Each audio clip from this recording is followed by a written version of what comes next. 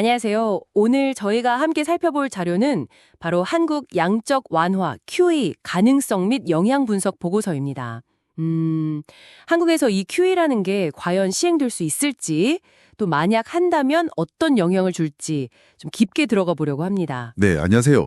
이 QE라는 게 사실 경제 뉴스에서 가끔 등장하긴 하는데 정확히 어떤 건지, 우리랑 무슨 상관인지 좀 막연하게 느끼시는 분들도 계실 것 같아요. 맞아요.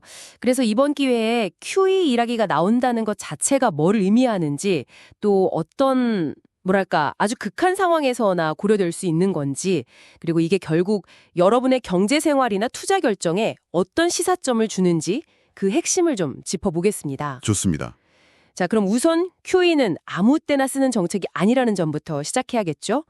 자료를 보면 기준금리 인하 같은 전통적인 방식이 더 이상 통하지 않을 때, 그러니까 제로금리 상황이라던가? 그렇죠.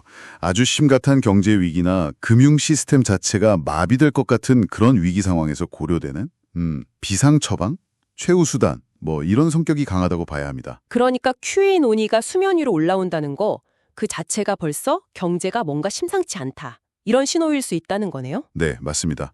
보고서에서도 지적하듯이 국내 주식이나 부동산 같은 자산 시장이 정말 큰 충격을 받은 이후에나 본격적으로 검토될 가능성이 높다는 거죠. 이게 무슨 예방주사 같은 게 아니고요. 그렇군요. 그럼 QE가 정확히 어떻게 작동하는 건가요? 중앙은행이 국채 같은 자산을 사들여서 시중에 돈을 푸는 거라고 하던데? 네, 기본적인 원리는 그겁니다. 중앙은행이 예를 들어서 국채나 다른 자산들을 대량으로 사들이면서 그 대가로 시중의 유동성, 그러니까 돈을 직접 공급하는 거죠. 그렇게 풀린 돈이 이제 막 돌고 돌면서 자산 가격도 좀 올리고 소비나 투자도 좀 살아나게 하려는 그런 기대가 있는 거고요. 네, 맞아요. 그리고 또 하나 중요한 효과는 중앙은행이 이렇게 적극적으로 시장에 개입하겠다는 의지를 보여주는 것 자체가 투자 심리를 좀 개선시키고 사람들이 위험 자산을 조금 더 선호하게 만드는 그런 효과도 기대하는 거죠. 근데 여기서 흥미로운 지점이 있다고 하셨어요. 네, 이게 재밌는 부분인데 만약에 그렇게 QE를 했는데도 불구하고 자산 가격이 생각만큼 오르지 않는다.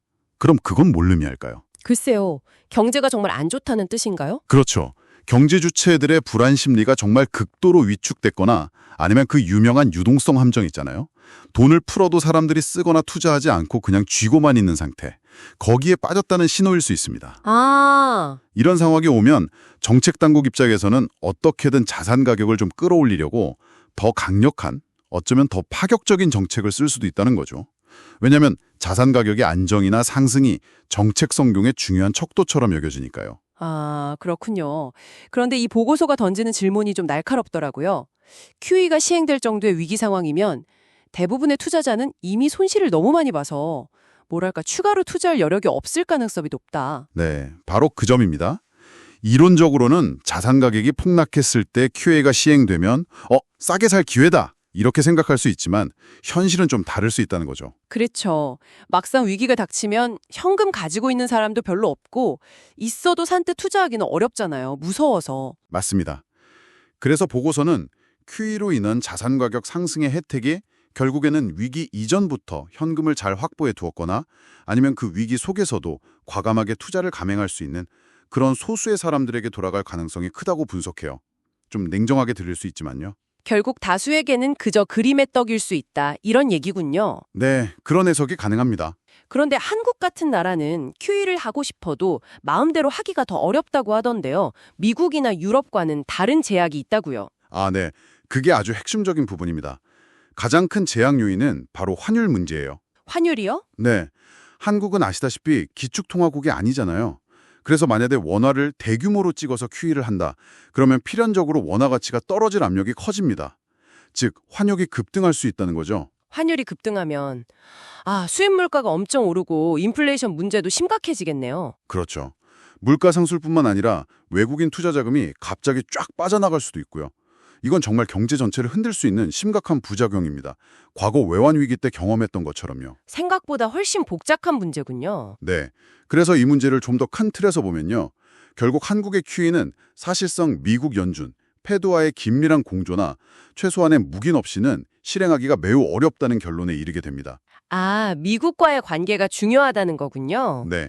예를 들어 2008년 금융위기 때 우리가 미국이랑 통화수완 맺어서 급한 불을 껐던 것처럼요. 한국 금융 시스템은 어쩔 수 없이 미국 중심의 글로벌 금융 시스템 안에서 움직여야 하거든요. 그래서 우리 독자적인 판단만으로 환율 안정을 장담하지 못하는 상태에서 대규모 QE를 추진하기는 현실적으로 매우 어렵다는 겁니다. 한국은행 총재고 비슷한 맥락의 발언을 한 적이 있고요. 결국 미국 통화 정책의 영향력 아래에 있다고 봐야 하는 거네요. 네, 부인하기 어렵습니다.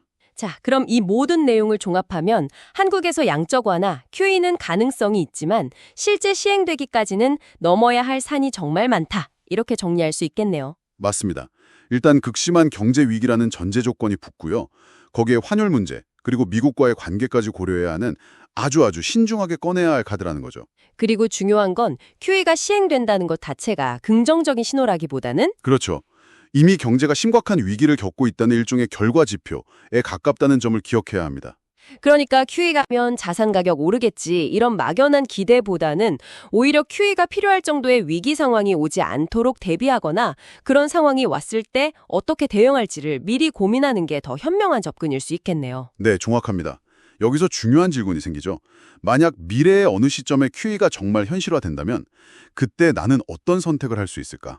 혹은 더 나아가서 그런 상황 자체를 대비하기 위해 지금 내가 무엇을 할 수 있을까? 오늘 분석을 바탕으로 한 번쯤 깊이 생각해 보시는 것도 좋을 것 같습니다.